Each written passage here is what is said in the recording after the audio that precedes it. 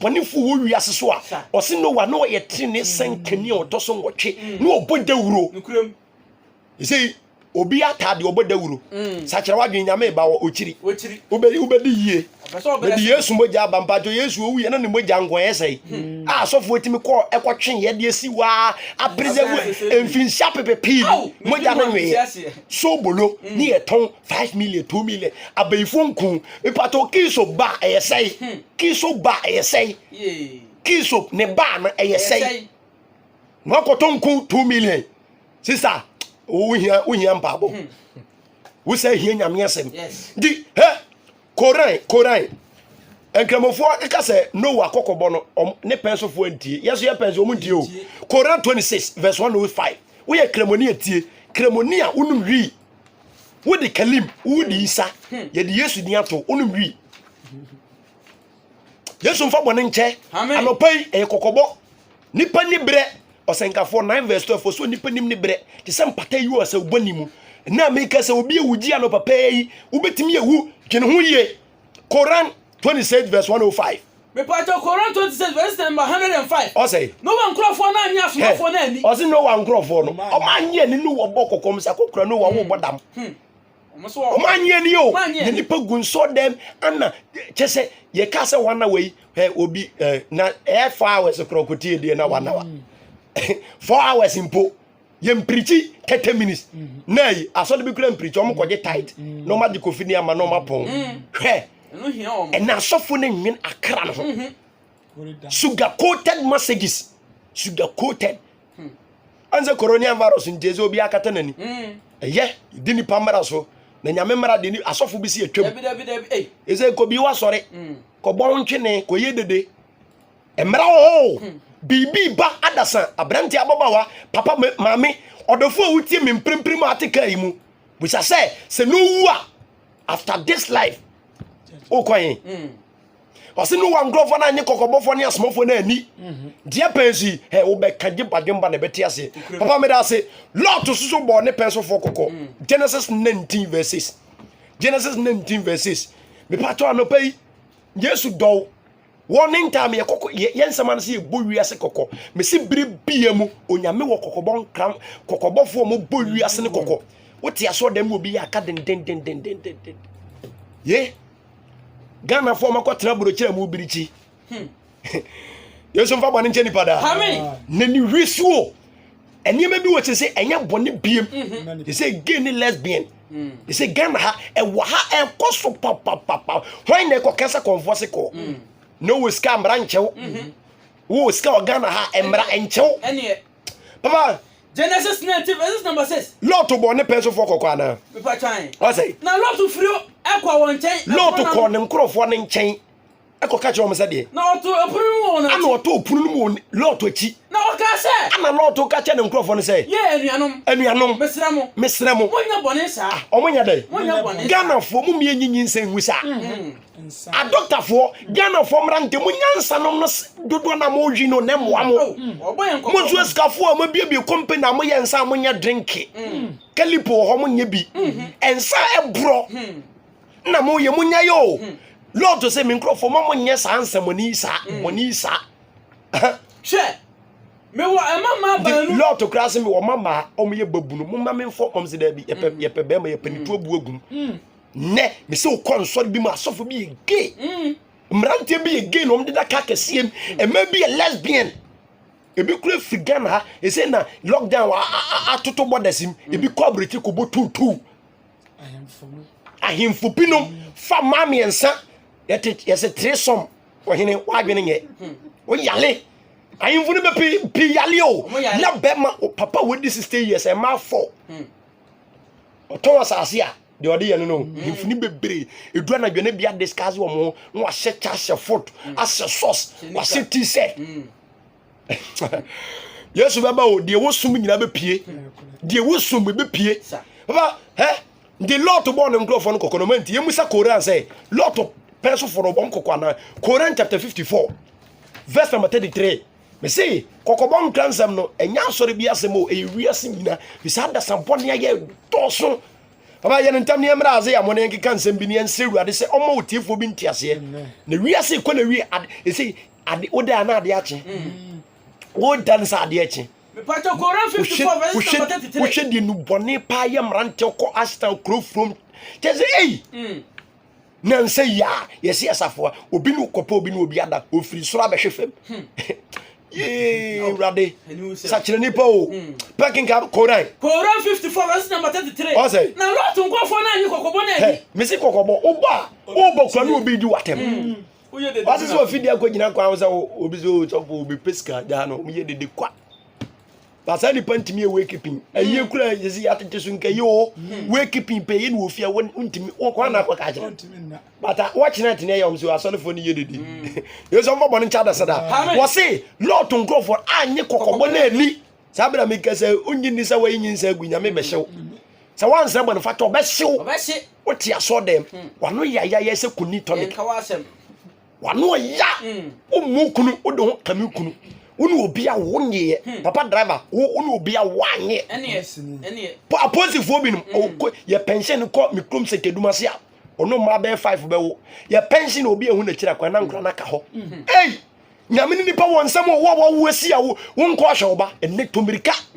koji akra no oboye nkoko ye bokoko omunyini papa Jesus Christ be wi aso bokoko bebrebe ma minyim Matthew 7:15 kokobo bi ma Yesu boy me se no pay me catch you say ogie wo Jesus Christ mu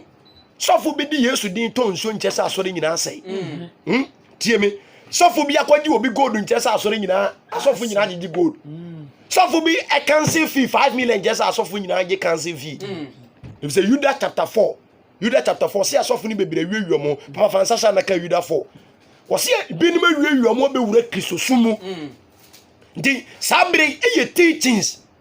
ni pa hia nyame asem pure word of God nyame asem ne o dilute obi frem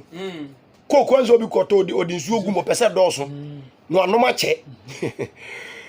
Judah 1 verse number 4 Judah 4 say na nipa bi awie ho wasin kristosum na ye bodin no ye ma kristoso so ya agenkwa savior osum bie no ne leader owu ye osore ye osum bie ni o Buddhism to ekanka to a Christian to the Rastafarian will be assumed will lead the way one sorry. Dem Master Jesus no was Christ so nam say papenti ebi no ayedai awia won ho ebi no awia om so me ya asofo be wuram hihye kotu de me paton be so de tu trim na wo twa no korensem bompa yese wurade fa bone che me bie mani na mi hu asem amuya fa wada na yankopo adom ho omo na adane nyame adom ode adom wiase na hohwie to bi tinka sa na aso dem pa obi ta obi to om say holy dance dear dance ojun ho kran ti ase holy dance ta obi to no obi ti speaker so no obu nipa holy dance yesu mfa bone nche wiase se wo sa ne man se wo tv so asofo bi mu ye nsem bi na enam social media babo se men kanjo se ebinum awie yo mo ana be wuram no mo na dan nyankopon som ahohwie Matthew 7:15 dia kokone yesu ni maye na mo hwe mo yi o so obi ka se Bra Vincent DJ Prince hweyie e wasa abrante we hu mbacho kwa ato kokko se wan hwe ye na asem ba o se me ka kire o me ka kire wi ase judgment day await no matter who you are America mampanyi Donald Trump George Washington mu nyina ewu wo aduru konfa che wonwu ye ndi mbacho wa woni na mbosom ho e de ton wa de okumasi dwom ja rough no ja rough na hwe Christ hwe dan konsem ana de o say mo hwe a defo atrofo they were good prophet you were defo papa for but Jesus say se wo pese wani da ho anansa wo pese defo bebu a hwe yie e wo nkofo bi e form false prophet na wana nyante omo bo mano de obehumi a mehyew o ha nyina abekọ okọ ne nchen ansa na behunu no no atue ska be 13 uba benya ba bia da nanso toilet kura ko juska yeso mfo boni chedi pada omano de onam nwanten ngomam eba mo nchen ebe ba wiase no mu de na omumu inside out omukuku sem omu ye mpateku adufuru pa fo yesu si yenhwie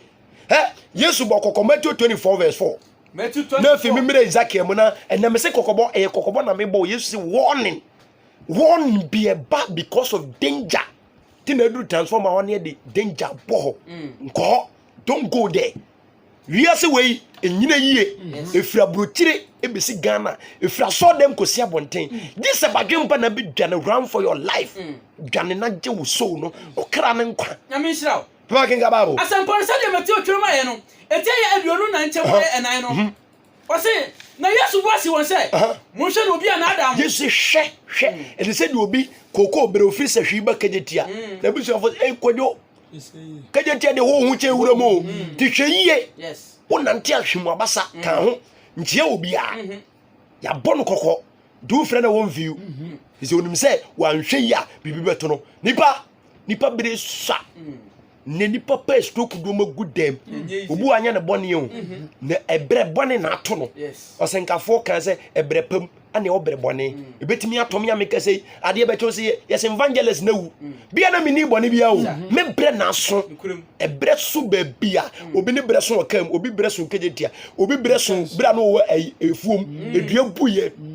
e kasa no ansori obi watinsuom o twa nsuo ne bre so ye nsuo emuni ne to nsuo he na brebe so obi ka bra yedu si ne bra so kanim yenyane ye ne wu he ebre yade but ni pa wu de bre di agro aba Revelation chapter 14 verse 6 bofo bi nam wiem bofo ne nkransa no say Revelation chapter 14 verse number 6 obi fo bi say God is gracious to always give a warning before he sends judgment. Jim George or say nyame ye mobruhu fo say ansa no de oha obebe bia no odi ka be bokoko nipa ben wo ba buruma nyame be twena so wani ka ma no kokko Nebukadnezar be dan abo Daniel chapter 4:27 Daniel ko ka tense Nebukadnezar mesrew se betimi a ka fa doye ne tene se omumu yo na ka obani gu e bia na nyame ma odo ya che Nebukadnezar hwe me masiesie ma ban se de parliamentation I and my government we will make this do this 2020 yeah be wura 2020 no politicians no 2020 abaton de ebe gebesi 2020 wura mu e say we ase adane yes on for bani cheni pada Revelation 14 6-7 edu ena ntemu aye enso no kasamedafo na me hu no bofo fufuro to John si wo bofo ne bofo ni ho bia wudie Kumasi FM ya dum bi na nyama ado kasa fidi ato wote ka mu wo si niema nyame say bofo bi tiem ewo Kumasi FM say otuna wonsuru fifi ye nam kasa fidie so kasa kire nipa okrada asempa bi na bofo no kra the everlasting gospel okaka che wono onkura no nten wayiro onkura bulemu nsuo onkura kosua onkura kwankire onkura sofu bi sticker okura dance empa the everlasting gospel na okaka che wono tia asisu ye ka che nipa bi omote planet earth ni aman dedi kan countries and nations eni musuakuo eni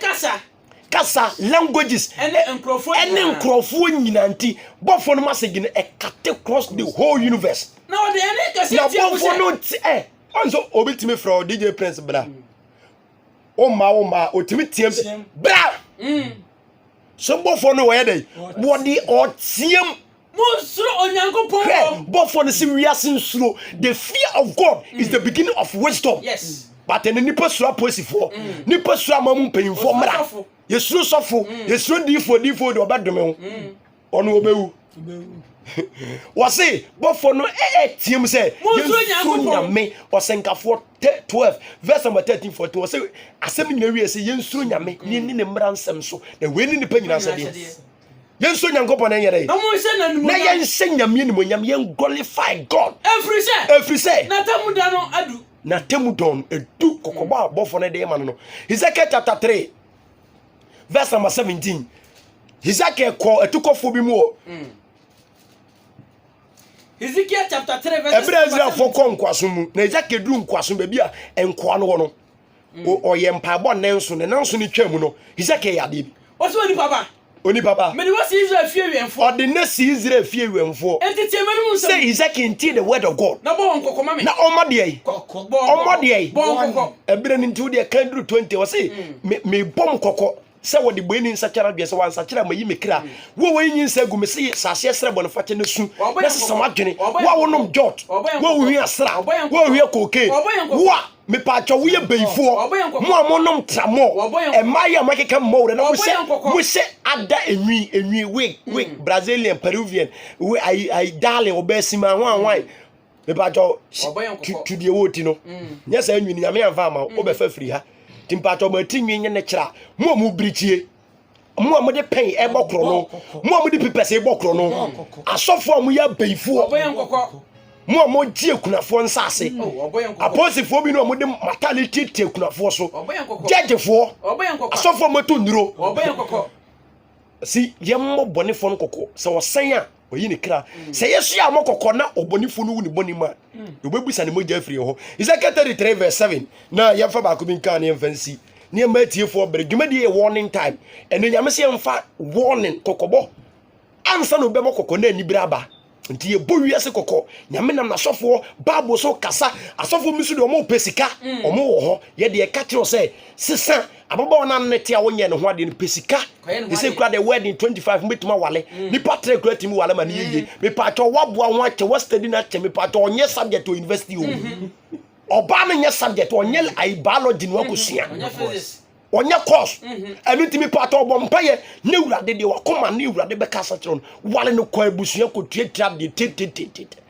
ti sa woni na wo mienu miensa onye okuno onye ne ho ade wa amamere ne amane ana ya busua ana ware enya asofo kinka babo me pacho Ezekiel 33 verses number 7 na wo onipa ba o se onipa ba me de wasi awemfo ama Israel fi na me se ye mokoko na tie me no nsemu ye de bokoko ye kan babo na de ye bokoko Koran maminka Koran we ne fa ba kunka ne mfansi ne mati fobre Onyankopon emese nipa bra wo mokoko Koran 17:15 to ye kremoni na we apatahia wo me fa Jesus Christ sesa o eye me dese na kremofo no bi ti Jesus Christ ase na nsen shake bi si wa hwe Koran ma hu de be ba Jesus Christ no ye de Koran na be kire Jesus Christ de Koran ka fa no wo ye kremoni atutumrika kwagye subo e wo no kwara sore me mu wesu mfanse Jesus Christ nyunase na hini ya wosisi no wanyira aba Koran 17:15 na Koran 17 verse number 15 obiara batene no o se wa wotene no otene ma no ho se wo ya de tene wo Kristo mu a wotene ma wo ho obiara obeyira no so wa wo de wo bo adwaman wa yensa wo sika wo ka wo store wo kwabrochire wa bibi companies nti umfa nyame asem nye wo no obeyira ma ho o yira tie onu ara ne kra wo yira tie wa wo kra nya papa onyo maame o eye wa wo kra no obi a oso adeso ano na wo a woso adeso ano enso obi fufura adeso obi nso obi adeso ntu kan Galatia 6 verse 3 ba woso obi nso obi adeso ama no Galatia chapter 3 verse number 4 eho hye kinkan o se na yentwe onipa bi aso na o se Onyankopon matwe onipa bi aso disi etu osomafo abawon abebo won kokko ansa ndimi pa cho me se maami bia kora amone ba keke o obekọ ne ba free school ba no ache no pe ade ya se wonye hwe wodi kan ye dai eka bibi che no nyame mfo bi nto bonsam dem kwa ebra wo mo ba kokko anopa me se nyame bo kokko se obone a otim no sesa ntu nkwaje nheda ena wachena o kan sam 19 verse 11 David se ye na nyame asam so bon kokko aba osenka Ezekiel 2 verse 4 na yemfansi kokko ba mekan o de kan 5 no nkwa bre ntine matie fo kwai Ezekiel 2 verse 5 o se so tie o ntori afa 7 so o se asema mekan o de o pa atwempana she condom family plan e won wale 15 years girl 18 years girl but talk family plan panie o de asema mekan pa mfi Ezekiel 2 verse 5 o say Ezekiel 2 verse number 5 so what tie o se se masema mekan wo tie o wenti o efise abusia asunwufo verse number 7 verse number 7 what say se wotie mi nsam yo se wanti yo kenyame asam to se dwamamofo nyina be kɔbo nsam jam according to Galatia 5:19 to 21 ti se wotie yo hwini jayo wanti yo nyame se meka kokobon kansa mi cho is like Revelation 2:7 or say the was no nyere wanti da hon konkro ka tia safo no Revelation 2:11 or say the was no ntie Revelation 2:17 the was no ntie the honhom ne ka no Revelation 2:29 the was no ntie da hon konkro ka tia safo no adofo ye de kokobon na si ene nyame se mebo wiase kokko ka ye sa atemu bi ba ehu onyame de je be shi nipa hwehwe Jesus Christ the only savior a wodo life mana ubetuma ni disciples esua na kwan Aye Jesus Christ owuye osori okru wu ni asama do sonsafoa osom bie ne leader etima kasa asem ni bi ne dai efi a wotim ka wotim brono a wote so me seru ade adom se no so boni bia waye ne sa wo sra boni fa che ne wonu hu a Jesus ka ho ba betena mu na wape no kra sori akọ na wafa Bible na wosua na nkonkona mante ase na ade abobra e wo boni sum wiase ade adom no so ma wiase onfa boni nche na kokobon kan se o ma ne nhyira adom nti amen amen evangelist